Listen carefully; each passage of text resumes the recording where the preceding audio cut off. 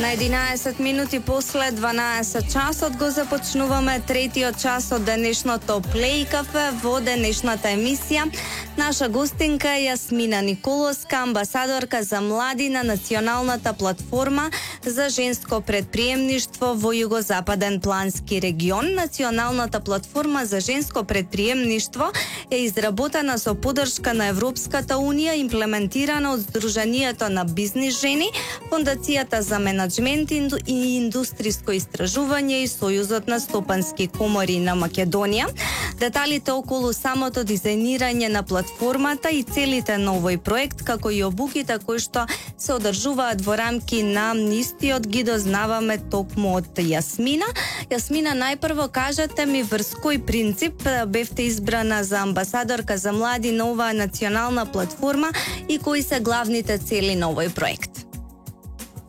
Создавањето на овој проект се создаваше тим кој ќе може успешно да ги извршува активностите кои беа предвидени со овој проект. За секој од 5 региони во Македонија се бара амбасадорки и координаторки за женско предприемништво кои ќе одговараат на дадените критериуми. И ете, за Југозападен плански регион за амбасадорка за млади бев избрана јас, а координаторка ни е Сузана Наумовска од Охрид. Главната цел на проектот е зајакнување на капацитетот на граѓанските организации за креирање на предлог јавни политики и застапување во областа на женското предприемништво со спој на постојните мрежи во една единствена платформа која што ќе представува интерес на жените предприемачки на сите нивоа. Со дизајнирање на платформата се става акцент на потребата за диалог, структурна соработка и доверба помеѓу националната и локалната власт со деловната заедница во корист на економско зајакнување на жените, особено на младите. Идејата за проектот произлегува од фактот дека инвестирањето во жени е едно од најефикасните средства за зголемување на еднаквоста и промовирање на еден инклузивен и одржлив економски раст. Така, кажете ми колку и на кој начин се вклучени локалните власти во остварување на целите кои што ги споменавте во овој проект и секако дали има и други општествени чинители на локално ниво? Во рамки на општините се формирани совети за женско предприемништво и на овој начин општините даваат поттик и поддршка во застапувањето на интересите на актуелните и потенцијалните жени предприемачки во таа општина. Имаме формирани совети во поголемиот дел на општините низ Македонија. Кај нас во југозападниот дел имаме формиран совет во општина Охрид и веќе одлично функционира советот. Така, кажете ми колку сте задоволни од одзивот на обуките кои што ги одржувате, односно колку жените во овој регион имаат ентузијазам и храброст, да речеме, да започнат свој бизнис? Постои заинтересираност и тоа голема, особено кај младите. Тие сакаат економска независност, сакаат да бидат успешни и од резултатите што ги имаме од анкетите кои што беа спроведени во училиштата, гледаме дека на младите најмногу им фали информираност, поддршка, мотивација и инспирација за започнување на сопствен бизнис.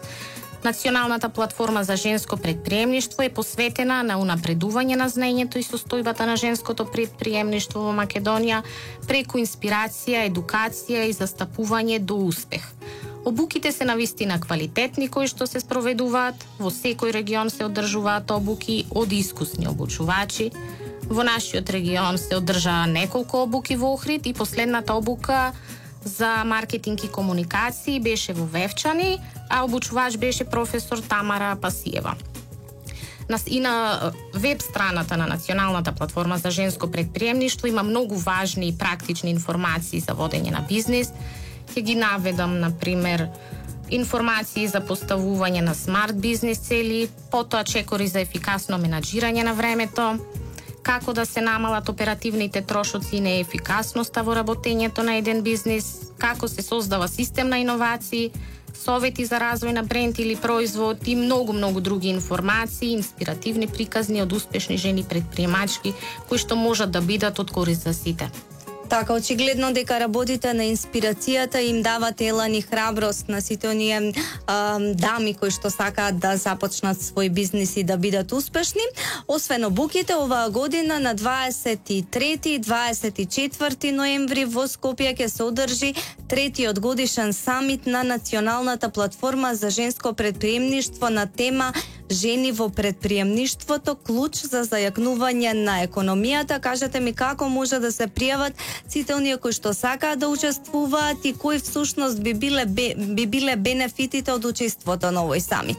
Така е, секоја година се одржува годишен самит во ноември. Оваа година ќе се одржи на 23 и 24 ноември во хотел Мериот во Скопје на тема жени во предприемништвото, клуч за зајакнување на економијата.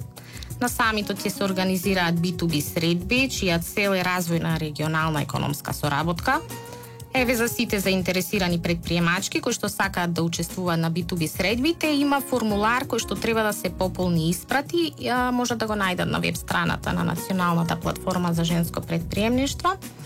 На 24 ноември во рамки на програмата на самитот ќе се одржат и работилници за финанси, финансиски менеджмент и односи со инвеститори. Исто така е објавен и јавен повик за учество на конкурс за доделување на награда за најуспешна млада лидерка за 2023 година и јавен повик за учество на конкурс за доделување награда за граѓански организации за 2023 година. Така, тоа значи дека и со награди ги мотивирате сите оние кои што биле успешни во оваа година и сите оние кои што ќе бидат бизнис жени во следната 2024. Сосема за крај, кажете ми што точно очекувате како резултат од овој проект, затоа што тоа всушност е и поентата да се добијат резултати во пракса. Има резултати од проектот. Ете, например, согледани се проблемите со кои се соочуваат младите, па преку мотивацијски говори и информации успеваме да го зголемиме интересот за бизнис и предприемништво.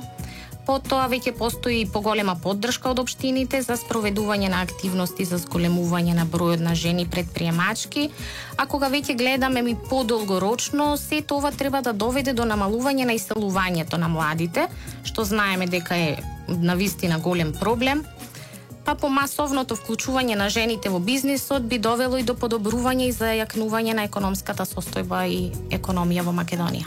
Така, јас верувам дека навистина ќе ги постигнете сите цели кои што ги имате во рамки на овој проект, затоа што е навистина важно да се намали иселувањето и да се создаде една добра бизнис клима за жените во Македонија, не само во југозападен плански регион, туку воопшто на ниво на цела Македонија. Многу ви благодарам за ова гостување и верувам дека после завршувањето на проектот ќе ни бидете повторно гостинка, можеби со неколку дами кои што станале жени предприемачи и успешни во бизнисот, за да представиме барем една успешна приказна која што произлегла од овој проект. Ви благодарам.